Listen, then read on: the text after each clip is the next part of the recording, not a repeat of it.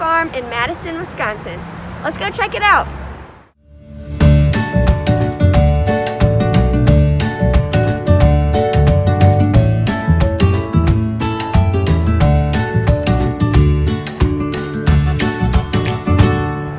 So we're at Badger Rock Community Garden, and this is Sarah. She takes care of the gardens, and now she's going to show us the chickens. Yeah, good morning. So at Badger Rock we have a huge garden where we grow lots of food for our community. We also have chickens that provide eggs for our cooking classes and for our community. We usually in normal times have a farm stand. This year we have a food pantry, so we're getting vegetables and eggs and honey and all the things we make at Badger Rock out into our community every week. These are our chickens. They were a student project one year. Badger Rock is the home to Badger Rock Middle School. It's a project-based middle school where kids learn by doing things. And one thing that our students did was learn about all things chicken. And they hatched chicks from eggs, and they crowdfunded for a chicken coop. And now we have our Badger Rock ladies who provide eggs for us during the growing season. In the fall, when the daylight hours start getting short, chickens stop laying eggs. Some farmers trick them into keeping laying by putting lights in their coop. We don't do that here because we believe our chickens deserve a little break.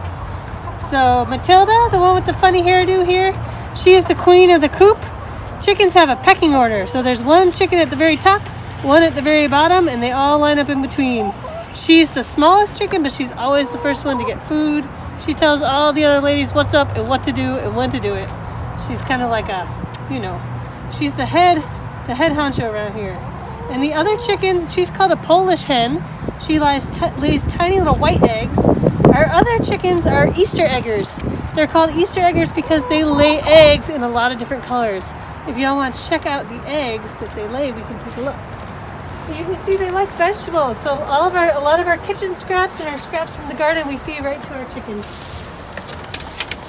So here are their nesting boxes. They like to lay their eggs in certain spaces. So you need to have one nesting box for every 3 chickens.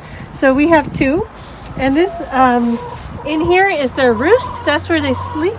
They stand on sticks to sleep. They're birds. And you can see feathers in there. In the fall, chickens molt. That means they drop their last year's feathers and they look a little scraggledy for a little while they grow in new ones. So there they are. And there's an Easter egger coming out to say hello. Our chickens also love to eat bugs. So a favorite activity around here is digging up worms and feeding them to the chickens. Sarah, what's an urban farm? Well, if you think about the 2 words, urban means city. A farm is a place where you grow or raise food for your community. So an urban farm is basically a farm in the city, which is exactly what we are here at Badger Rock. We're right in the city of Madison. So we are a small farm in the city to feed our community. Are urban farms different from a regular rural farm? Yes, urban farms are usually a lot smaller than rural farms, and so the way that you grow food is a little different. We grow in a way that's called bio-intensive, which means we pack in as much food into a tiny little space as we possibly can.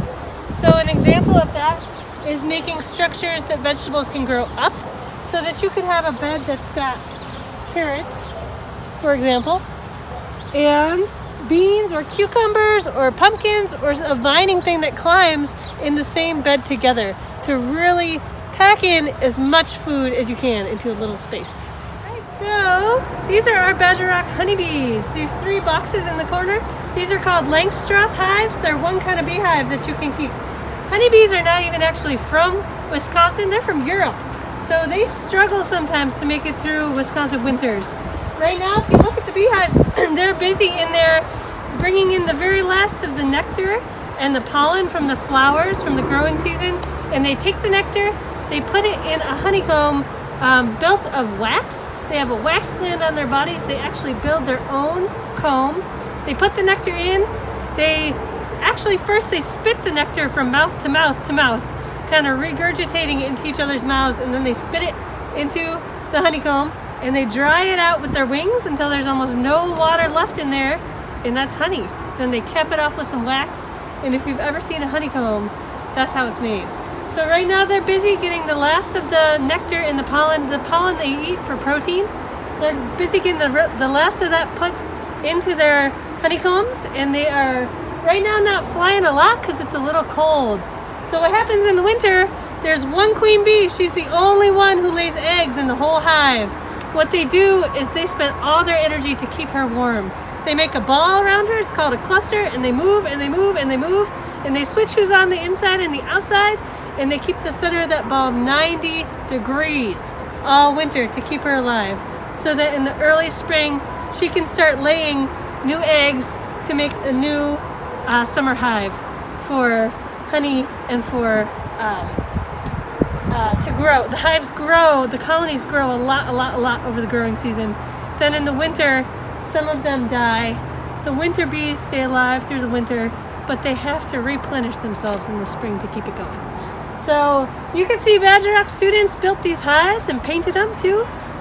We wear big bee suits when we tend the bees. It's like a big white suit with a veil and with gloves so that you cannot get stung, but you can still check out the bees.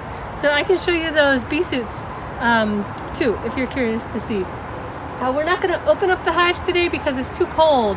If you open up, it's too cold. The bees do not like that. At this time of year too, there are robbers that try to get in there and get the honey. Yellow jackets, wasps, all of those kind of bees that are carnivores, they eat other insects. They try to get in there to eat the honey and the bees at this time of year because they too are trying to store up for the winter.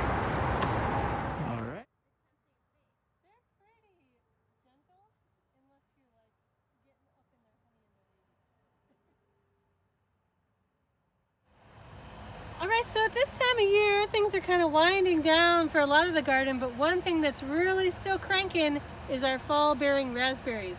Some raspberries make fruit in the summer only, some make fruit in the fall. These are fall-bearing, which means they make their raspberries in the fall. And I think some of you might have some fall-bearing raspberries in your school gardens. Check those out. They are delicious, and you should get out there and get them while they're still there. So at this time of year, we come up against the frost. That means at nighttime, the temperatures are going to go below freezing. In fact, tonight is the first frost advisory, which means we might have a frost tonight. That's going to kill most of the sensitive vegetables in our garden. The things we eat the leaves of and the things we eat the roots of can survive for a few frosts, but the other stuff may be toast after tonight. That is just the growing season and how it goes in Wisconsin in the fall. The average frost date is usually around October 10th, so we're a little on the early side this year if this happens tonight.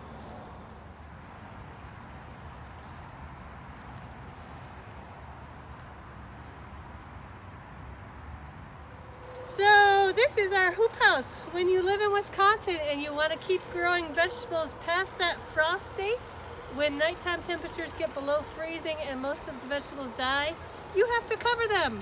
One way you can cover them is by using a hoop house. So tomorrow at Badger Rock, we're going to take this plastic that is bunched at the end of this structure. We're going to pull it all the way tight over the whole hoop house to cover it up. And just the heat of the sun through the plastic can keep vegetables alive through the winter in Wisconsin. The vegetables that can take cold weather like that are things you eat the leaves of and things you eat the roots of. So think about some things that you eat the leaves of, and think about some things that you eat the roots of, like lettuce, spinach, kale, collard greens, carrots, beets.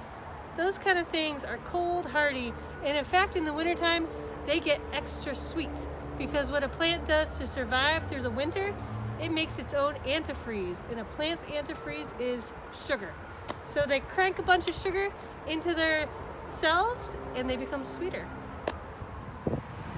Alright, so this is one way that we make compost at Badger Rock. Compost is Mother Nature's fertilizer. It's basically anything that was once alive that has rotted and turned into soil. And it is excellent fertilizer for your plants without using a bunch of funky chemicals.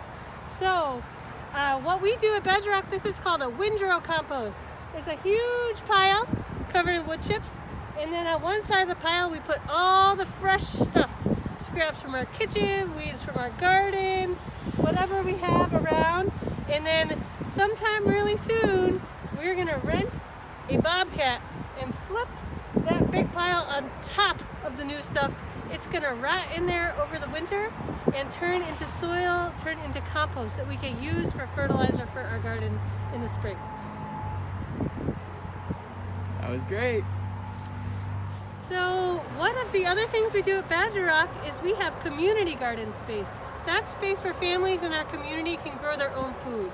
So this area is gardened by a Hmong woman named Me, and she grows a lot of crops that are unique to the Hmong culture.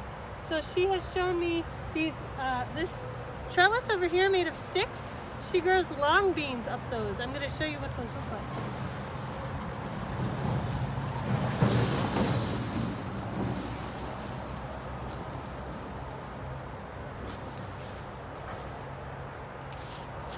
So long beans or yard long beans, look how long those are.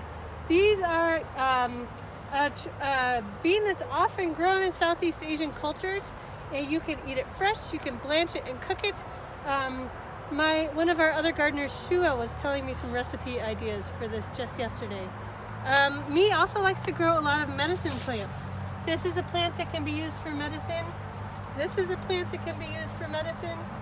This is a plant that can be used for medicine. And this beautiful one behind you with the orange blossom, the leaf is used for a lung medicine. So I have learned a lot from Me, and I learned a lot from all of our community gardeners and all of the different cultural food traditions they come from. So we do a lot of gardening at Badger Rock, but what is the point of gardening? The point is to grow food that you can eat. So we also do a lot of cooking at Badger Rock. With the Badger Rock Middle School students, with our other youth programming, and with our community classes, we do a lot of cooking. Every semester, Badger Rock kids go home with a cookbook. We sell cookbooks at our farm stand, and we cook foods from all kinds of different food traditions that represent people in our community. So carrots, this is one that you can use in so many different ways. You can put them in a soup. We're gonna make Mexican pickled carrots in our class next week with the middle schoolers. You can also grate them and make carrot muffins.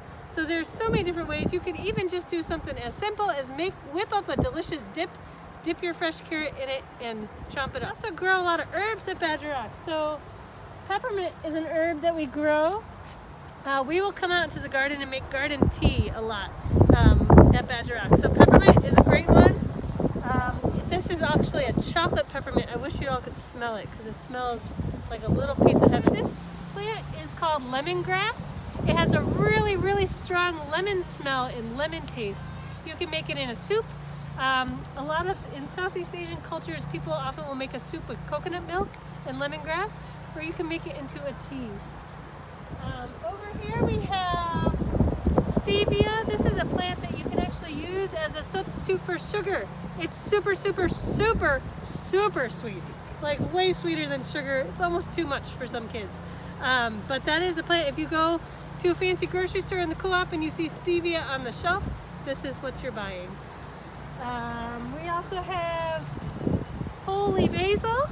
This one can help you feel calm and relaxed and peaceful in your body and your mind. So we put that in teas a lot too.